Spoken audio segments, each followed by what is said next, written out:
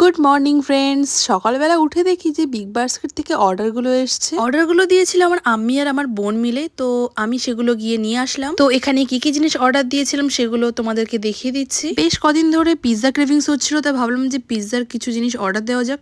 তো পিৎজা বেসটা অর্ডার দিলাম, তো দেখে তো মনে হচ্ছিল না এটা ভালো হবে বলে, তো বাকি জিনিসগুলো দেখিয়ে দিলাম।